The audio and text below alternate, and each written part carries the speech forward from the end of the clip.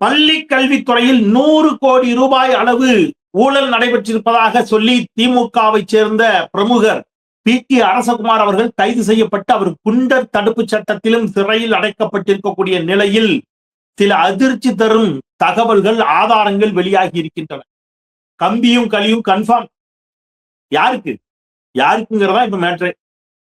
நீங்க எல்லாரும் நினைக்கிறீங்க இந்த விவகாரத்துல ஸ்கெட்ச் அன்பில் மகேஷ் பொய்யாமொழிக்கு ஸ்கெட்ச் போட்டிருக்குது தாவேக அரசுன்னு. ஸ்கெட்ச் அன்பில் மகேஷுக்கு அல்ல.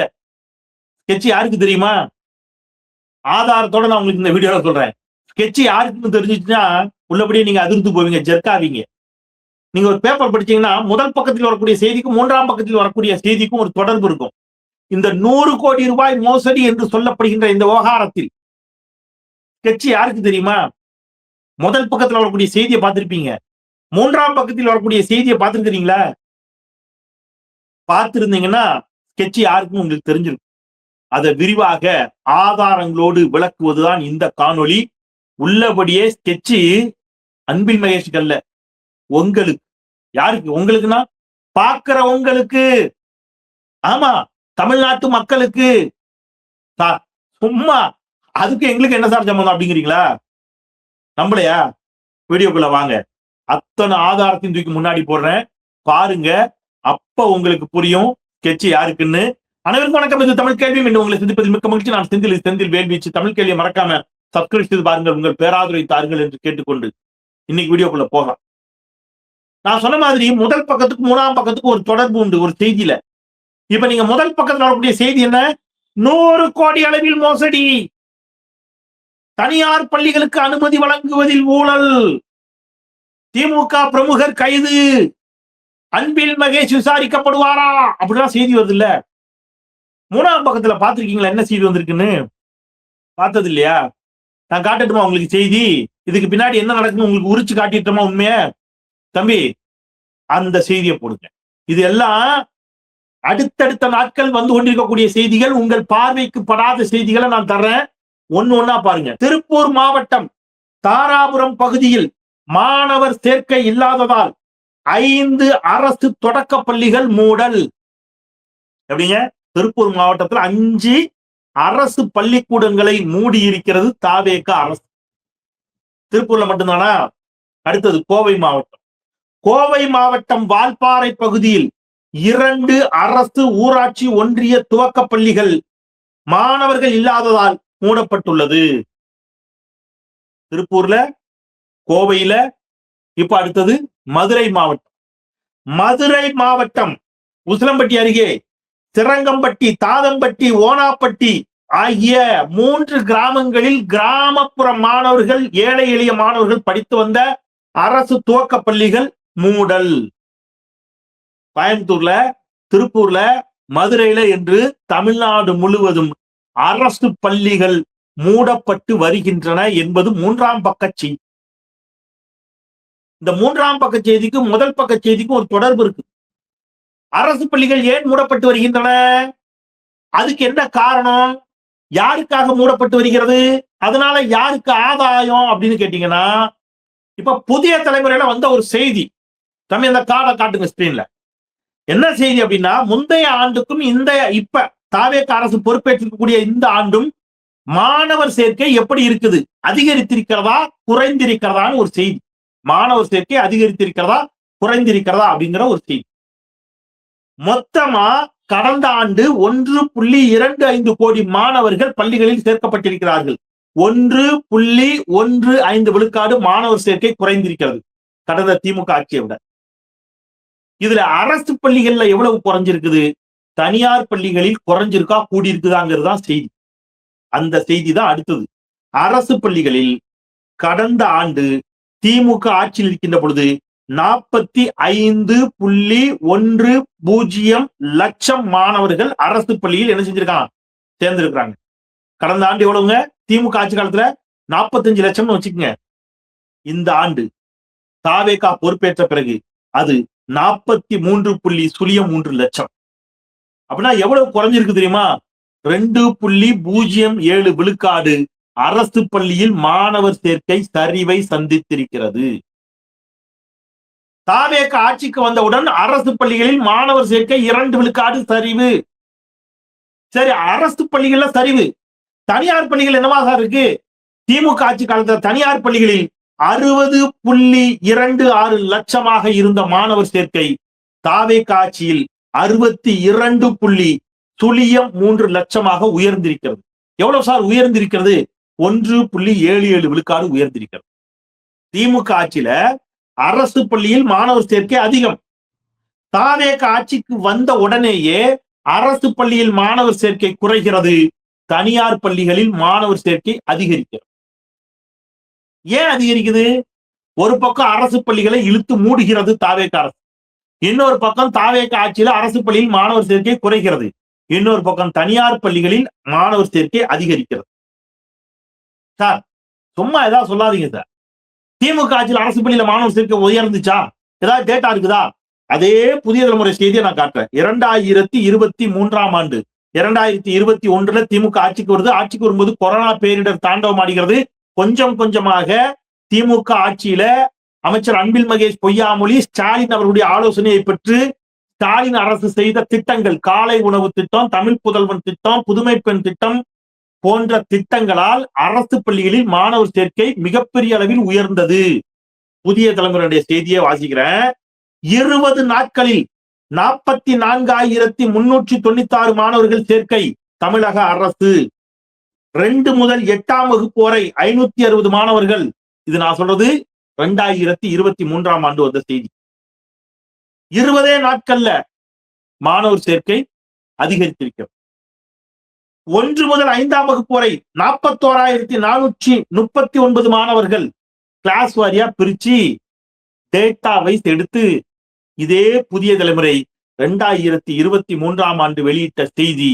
2021ல தமிழ்நாட்டில் முத்துவேல் கருணாநிதி ஸ்டாலின் முதலமைச்சராக பொறுப்பேற்ற பிறகு, அன்பில் மகேஷ் பொய்யாமொழி கல்வித்துறை அமைச்சராக இருந்த பிறகு தமிழ்நாட்டில் கொஞ்சம் கொஞ்சமா அரசு பள்ளிகளில் மாணவர் சேர்க்கை அதிகரித்தது. இப்ப அரசு பள்ளியில் மாணவர் சேர்க்கை அதிகரித்தா அதனால யாருக்கு நட்டம்? யார் பாதிக்கப்படுவாங்க? அப்ப அரசு பள்ளிகளில் மாணவர் சேர்க்கையை அதிகப்படுத்திய அன்பில் மகேஷ் பொய்யாமொழிய குற்றவாளி கூண்டலை ஏத்துற மாதிரி அவரை சுத்தி ஒரு பெரிய ஊழல் குற்றச்சாட்டை சொல்லிட்டோம்னா நல்லா புரிஞ்சுக்குங்க, இங்க காலங்காலமா ஒண்ணு நடக்கு. எல்லார் கைகளிலும் செல்போன் போய் சேரணும்னு திமுக நினைச்சது. செல்போன்ங்கிறது எட்டாக்கணி அல்ல. சாமானியனுக்கு செல்போன் பயன்படுத்துற உரிமை இருக்குது. எல்லாருக்கும் செல்போன் போய் சேரணும்னு சொல்லி 2G அலைக்கற்றை அறிமுகப்படுத்தப்பட்ட போது இந்தியாவில் ஒரு பெரிய தகவல் தொழில்நுட்ப புரட்சியை கொண்டு வர வேண்டும் என்று அண்ணன் ஆராசா அவர்கள் முடிவெடுத்து எல்லார் கையிலும் செல்போன் போய் சேரணும்னு நினைச்சார். இதனால யார் பாதிக்கப்பட்டாங்கன்னு கேட்டீங்கன்னா, சில குறிப்பிட்ட தனியார் பெரு நிறுவனங்கள். ஏன் பாதிக்கப்பட்டாங்க? எல்லார் கைக்கும் செல்போன் போய் சேரணும்னா அதோடைய விலை குறையணும். அப்ப விலை குறையணும் என்று சொல்கின்ற பொழுது ஏராளமான போட்டியாளர்களை உருவாக்கினார். ஏராளமான புதிய போட்டியாளர்கள் வருகின்ற பொழுது நாங்க மட்டும்தான் சொல்லி மோனோபோலியா அங்க இருந்தவங்க பாதிக்கப்பட்டாங்க. அப்ப அவன் என்ன பண்ணுவான்? நாட்டு மக்கள்கிட்ட போய், இந்த பாருங்க, ஆராசா உங்களுக்காக தான் திட்டம் தீட்டுறாரு, எல்லாரு கையிலையும் செல்போன் போய் சேரணும்னு நினைக்கிறாரு, நாங்க அதை விட மாட்டோம் அப்படின்னு சொல்லுவானா? சொல்ல மாட்டான். அப்ப அவன் என்ன சொல்லுவான்? ஆராசாவை ஊழல்வாதி என்று முத்திரை குத்தும். எந்த ஆராசாவை? உங்க எல்லாரு கையிலையும், நம்ம எல்லாரு கையிலையும் செல்போன் வர வேண்டும் என்று நமக்காக திட்டம் தீட்டிய ஆராசாவை நம்மை எல்லோரையும் வைத்தே ஊழல்வாதி என்று சொல்ல வைப்பான். நம்ம என்ன, நான் சொல்லல, யார் பாதிக்கப்பட்டார்களோ அவர்கள், யார் பலனடைந்தார்களோ அவர்களை கொண்டு, யாரால் பலன் பெற்றார்களோ அவர்களுக்கு எதிராக பேச வைப்பார்கள். புரிஞ்சுதா உங்களுக்கு? பலன் பெற்றவர்கள் மக்கள், பாதிக்கப்பட்டவன் பெரும் முதலாளி. நமக்கு அந்த பலனை தந்தது திமுக. அப்ப திமுகவை திட்டு. யாரை வச்சு திட்ட வைக்கிறது? யார் பலன் பெற்றார்களோ அவர்களை வச்சு திட்ட. இது திமுகவுக்கு எதிராக காலங்காலமாக நடக்கிறது. இப்ப இங்க அன்பில் மகேஷ் விஷயத்துல என்ன நடந்துச்சு? காலை உணவு திட்டம். பிள்ளைங்களை ஸ்கூல்ல கொண்டு வந்து சேர்க்கிறாங்க அதிகமா. அரசு பள்ளிகள் தரமற்றது என்ற ஒரு எண்ணத்தை முதல்ல உடைக்கிறார். அரசு பள்ளி மாணவர்களுக்கு அரசு பள்ளியில் படித்து கல்லூரிகளுக்கு வருகின்ற பொழுது மாதம் 1000 ரூபாய் கல்வி உரிமை தொகை, மாணவிகளுக்கு 1000 ரூபாய் கல்வி உரிமை தொகை.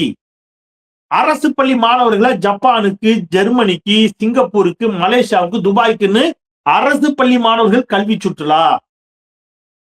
அப்ப இதெல்லாம் பாக்குற பேரண்ட் எதுக்கு லட்சக்கணக்கில் கொண்டு போய் தனியாட்ட கொடுக்கணும், அரசு பள்ளியில சேர்ப்போம் என்று அரசு பள்ளியை நாடி கடந்த 5 ஆண்டுகளில் வர தொடங்கினார். அரசு பள்ளிகளில் தேர்ச்சி விகிதம் இல்லை என்றதையும் ஒட்டச்சி, அரசு பள்ளிகளில் தேர்ச்சி விகிதத்தை அதிகரித்தது மட்டுமல்ல, இன்னொரு செய்தி நான் சொல்றேன், அந்த செய்தியும் தம்பி ஸ்கிரீன்ல காட்டுருங்க. அரசு பள்ளிகளில் zero drop out, zero drop அவுட்னா இடைநிற்றல் இல்லை என்ற ஒரு இடத்தை கடந்த 2024 2025 கல்வியாண்டில் தமிழ்நாட்டில் 2.8 துல்லியம் ஆக இருந்த நடுநிலை வகுப்புகள் மாணவர் இடைநிற்றலை கடந்த கல்வியாண்டில் துல்லியமாக குறைத்து சாதனை. ஜீரோ, ஒன்றிய அரசு சொல்லுது. ஏற்கனவே தொடக்க கல்வியிலும் தமிழ்நாட்டில் நம்ம என்ன செஞ்சுட்டோம், அதை கொண்டு வந்துட்டோம். இடைநிற்றலை இல்லைங்கிற இடத்த தொடக்க கல்வியில கொண்டு வந்துட்டோம். இடைநிற்றலை நடுநிலை வகுப்புகளிலும் நாம என்ன செஞ்சுட்டோம், ஜீரோன்னு ஆக்கிட்டோம். இடைநிற்றலாம் என்னன்னு தெரியுதா உங்களுக்கு? பள்ளிக்கூடம் வந்துட்டு பாதியில நிக்கிறது, பாதியில படிப்பை நிறுத்திவாங்க பிள்ளைங்க. அப்படி பாதியில படிப்பு நிறுத்தாம இருக்கிறதுக்கு என்ன செய்யறது அப்படின்னு கடந்த திமுக அரசு ஒரு திட்டம் போட்டுச்சு. என்ன திட்டம் தெரியுமா உங்களுக்கு? உயர்வுக்கு படின்னு ஒரு திட்டம். இப்ப நான் பேசுறதுதான் உங்களுக்கு ஏதோ அந்நியமா தெரியுதா? என்னத்தையோ சொல்லிட்டு இருக்காங்கப்பா செந்தில், அப்படி தோணுதா? இதுல என்ன தெரியுமா, இது அரசு பள்ளிங்கிறது நம்முடைய பள்ளிங்க.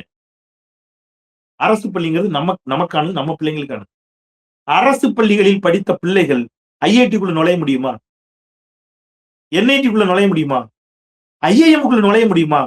கடந்த திமுக அரசு செஞ்சு காட்டு. அரசு பள்ளியில் படித்த சாமானிய வீட்டு பிள்ளைகள் எங்கெல்லாம் போனாங்க, எவ்வளவு பெரிய படிப்பெல்லாம் படிச்சாங்க அப்படிங்கிறதுக்கு நான் ஒரு 2 உதாரணம் சொல்றேன். சேலம் மாவட்டம் கல்வராயன் மலையைச் சேர்ந்த மலைவாழ் பழங்குடியின மாணவி ராஜேஸ்வரி JEE அட்வான்ஸ்டு தேர்வில் வெற்றி பெற்று சென்னை ஐஐடியில் இடம் பிடித்து சாதனை. ஒரு மலைவாழ் பழங்குடியின மாணவி ஐஐடியில் சேர்கிறார். சாத்தியமா? கடந்த காலத்துல இதை சாத்தியப்படுத்தி காட்டியது திமுக அரசு. நான் முதல்வன் திட்டத்தில் UPSC தேர்வில் வெற்றி பெற்றவர்கள் தமிழ்நாட்டில் இருந்து மொத்தம் 57 பேர். கடந்த ஆண்டு மட்டும் அதுல 50 பேர் நான் முதல்வன் திட்டத்தின் கீழ் படித்து பலன் பெற்றவர்.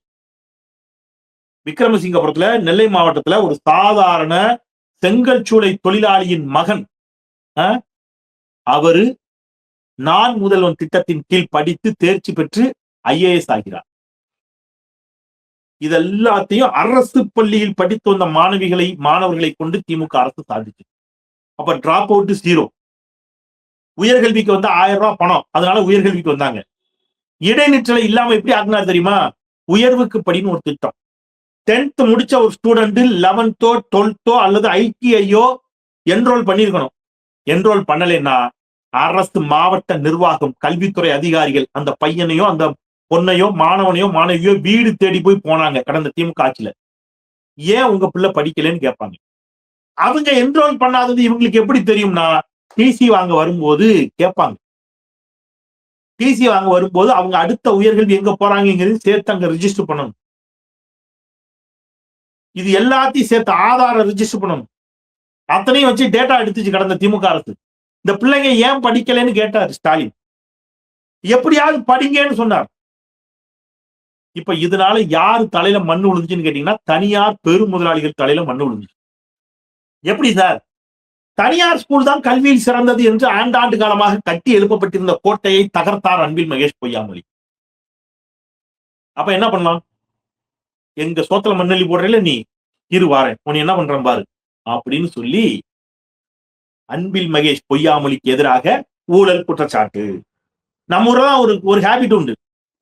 நம்ம என்ன பண்ணுவோம்னா, நல்லா புரிஞ்சுங்க, ஒருத்தனுடைய சாதனைகளை மறுக்க முடியலன்னு வைங்க, ஒருத்தனுடைய திறமையை குறைச்சு மதிப்பிட முடியல, ஒருத்தனை வாதிட்டு வெல்ல முடியல, அல்லது அவனுடைய சாதனைகளை முறியடிக்க முடியலன்னா அவன் மீது அவதூறை அள்ளி இறைப்பு. அவ்வளவுதான். நம்மளும் ஆமா அப்படின்னு பின்னாடியே ஓடும். இன்னைக்கு ஒரு பக்கம் தனியார் பள்ளிகள் மாணவர் சேர்க்கை அதிகரிச்சிருச்சு. அரசு பள்ளியில மாணவர் சேர்க்கை குறையுது. அரசு பள்ளிகள் மூடப்படுகிறது. இன்னொரு பேராபத்து, நேத்து வீடியோல தெளிவா சொன்னேன். தமிழ்நாட்டில் சிபிஎஸ்இ பள்ளிகளாக மெட்ரிகுலேஷன் பள்ளிகள் மாற்றப்பட்டுக் கொண்டிருக்கின்றன. இதனால தமிழே தெரியாத ஒரு தலைமுறை உருவாக போகிறது. ஹிந்தியும் சமஸ்கிருதமும் தமிழ்நாட்டில் திணிக்கப்பட்டு விட்டது. இதெல்லாம் எதிர்த்து அன்பில் மகேஷ் பொய்யாமொழி கடந்த 5 வருஷம் சண்டை போட்டார். ஸ்டாலின் சண்டை போட்டார். இன்னைக்கு தரக்கூடிய எத்தனை ஆயிரம் கோடியாக இருந்தாலும் எனக்கு புதிய கல்விக் கொள்கை வேண்டாம் என்று சொன்னார். அப்ப தமிழ்நாட்டை கல்வியில் முன்னேற்றக்கூடிய இவர்களை எப்படி மக்கள்கிட்ட என்ன செய்யறது? எந்த மக்களுக்காக அவர்கள் வேலை பார்ப்பார்களோ அந்த மக்களாலேயே அவர்களை வந்து எப்படி என்ன செய்ய வைக்கணும்? வெறுக்க வைக்கிறது எப்படி? இருக்கவே இருக்கு ஊழல் குற்றச்சாட்டு தூக்கி போடு. சரி, இப்ப வர்ற முக்கியமான விஷயம், இதுதான் ரொம்ப முக்கியம். இந்த ஊழல் குற்றச்சாட்டை சொன்னது யாரு அப்படின்னு பாத்தீங்கன்னா நந்தகுமார். இப்ப இந்த நந்தகுமாருக்கு அன்பில் மகேஷ் பொய்யாமொழி வக்கீல் நோட்டீஸ் அனுப்பியிருக்கிறார். 48 மணி நேரத்துல மன்னிப்பு கேட்கணும். அவருக்கு எதிராக அன்பில் மகேஷ் பொய்யாமொழிக்கு எதிராக பேசிய வீடியோக்கள், காணொலிகளை சமூக வலைதளத்திலிருந்து நீக்கணும். இல்லைன்னா கோடிக்கணக்குல நஷ்ட ஈடு கேட்டு என்ன செஞ்சிருக்கிறாரு? வக்கீல் நோட்டீஸ் அனுப்பியிருக்கிறாரு அன்பில் மகேஷ் பொய்யாமொழி. யாரு சார் இந்த நந்தகுமார் அப்படின்னு பாத்தீங்கன்னா, நந்தகுமாரை பத்தி சில தகவல்கள், அதிர்ச்சி தரும் தகவல்கள் நமக்கு கிடைக்கின்றன. நந்தகுமார் மேல ஒருத்தர் புகார் கொடுக்கிறார். நீதிமன்றத்திலே வழக்கு பதிவு பண்றாரு. காவல்துறையில புகார் கொடுக்கிறார், நீதிமன்றத்துல வழக்கு இருக்குது. என்ன வழக்கு அப்படின்னு பாத்தீங்கன்னா, சுரேஷ் பாபுங்கிறவர் வழக்கு தொடுக்கிறார். இந்த நந்தகுமார் என்ன பண்ணிருக்கிறாருன்னு கேட்டீங்கன்னா, போலியான அரசு முத்திரைகள், அரசு அதிகாரிகளுடைய கையெழுத்துக்களை போலியா போட்டு எல்லாம் போலி டாக்குமெண்ட்ஸ் ரெடி பண்ணி பள்ளிக்கூடம் நடத்தி இருக்கிறவர் தான் இந்த பாஜக நிர்வாகி நந்தகுமார். எவ்வளவு போலி, எவ்வளவு போர்ஜரி பண்ணிருக்காரு அப்படின்னு கேட்டீங்கன்னா, இவரு பள்ளிக்கூடம் நடத்துறது எங்கன்னு சொல்றாரு ஒரு இடத்துல, பள்ளிக்கூடத்தை ரிஜிஸ்டர் பண்றது ஒரு இடத்துல, பள்ளிக்கூடம் நடந்துட்டு இருக்கிறது ஒரு இடத்துல. இந்த பள்ளிக்கூடத்துக்கான லேண்ட் எங்க இருந்து எடுக்கிறான்னு கேட்டீங்கன்னா, இந்து சமய அறநிலையத்தினுடைய இடத்தை முறைகேடாக ஆக்கிரமித்து அங்க பள்ளிக்கூடத்தை நடத்துறாருன்னு இவர் மேல ஒரு புகார். எல்லாமே ஆர்டிஐ தகவல்கள், அதிகாரப்பூர்வமாக ஆர்டிஐ தகவல்களின் மூலம் சான்றுகளுடன் இவர் மீது பதியப்பட்டிருக்கக்கூடிய புகார்கள். ஐயா எவ்வளவு கெட்டிக்காரர் அப்படின்னு கேட்டீங்கன்னா, அரசுக்கு இவர் ஒரு சில ஆவணங்களை சமர்ப்பிக்கிறார். அந்த ஆவணங்கள்ல பள்ளிக்கூடம் கிருஷ்ணகிரி மாவட்டத்தில் அமைந்துள்ளதாக குறிப்பிடுறார். கிருஷ்ணகிரி மாவட்டம் எங்க இருக்கு? அங்க இருக்குன்னு. ஆனா இந்த பள்ளிக்கூடம் எங்க இயங்கி வருதுன்னு கேட்டீங்கன்னா, சென்னையில இருக்கக்கூடிய பம்மலில் இயங்கி வருகிறது. பள்ளிக்கூடம் இயங்குவதாக ஆவணங்கள் எங்க இருக்குது? கிருஷ்ணகிரி. பள்ளிக்கூடம் இயங்கி வருவது எங்க? பம்மலி.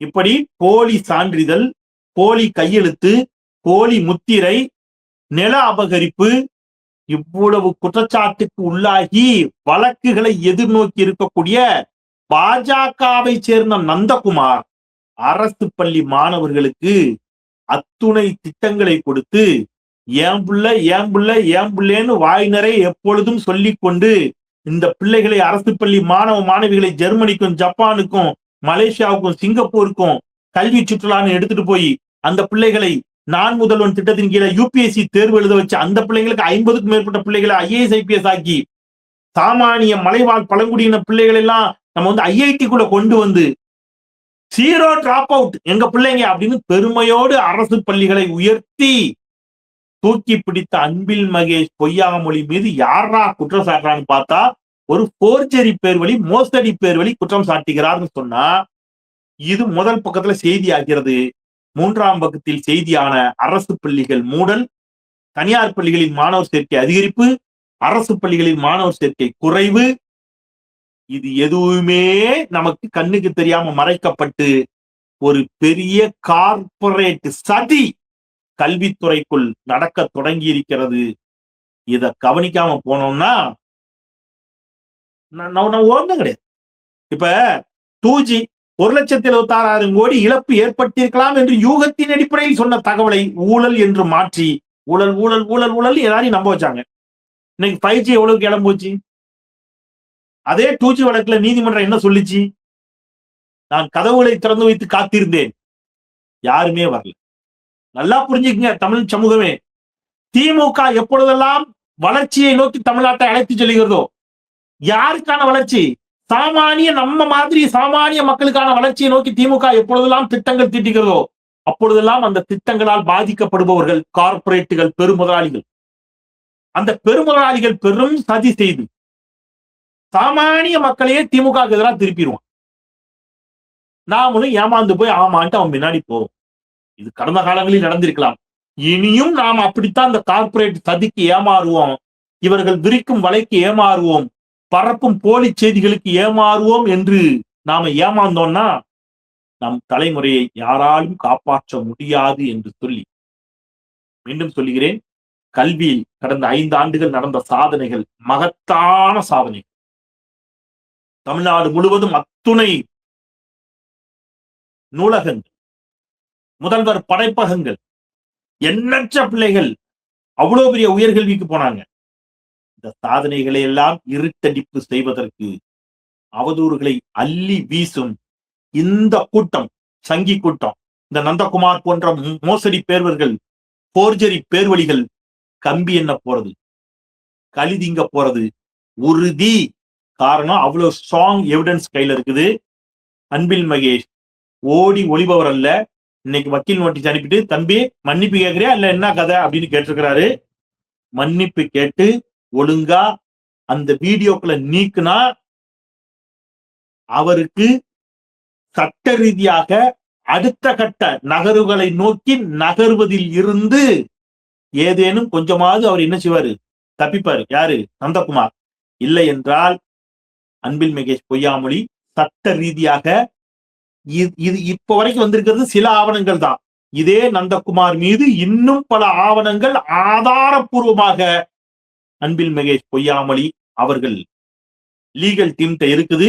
அடுத்தடுத்து அந்த லீகல் டீம் ஒன்னா இறக்குகின்ற பொழுது யார் சொல்லி இந்த நந்தகுமார் போன்றவர்கள் இந்த வேலையை செஞ்சாங்களோ அவங்களே நினைச்சாலும் உங்களை எல்லாம் காப்பாற்ற முடியாது என்பதை மட்டும் புரிந்து கொள்ளுங்கள் என்று சொல்லி மீண்டும் சொல்லுகிறேன், ஸ்கெட்சி அன்பில் மகேஷுக்கு போட்டதல்ல. ஸ்கெட்சி நம் சாமானிய அரசு பள்ளிகளுக்கு, அரசு பள்ளியில் படிக்கும் நம் வீட்டு பிள்ளைகளின் வாழ்விற்கு போட்ட ஸ்கெட்சி தனியார் பள்ளி முதலாளிகளுக்கு ஆதரவாக நடைபெறும் இந்த சதியை நாம் ஒன்று திரண்டு முறியடிப்போம் என்று சொல்லி மீண்டும் ஒருமுறை தமிழ் கையிலே சப்ஸ்கிரைப் செய்து பாருங்கள், உங்கள் ஆதரவை என்று கேட்டு விடைபெறுகின்றேன். குரலற்றவர்களின் குரலாய் நான் செந்தில். நன்றி.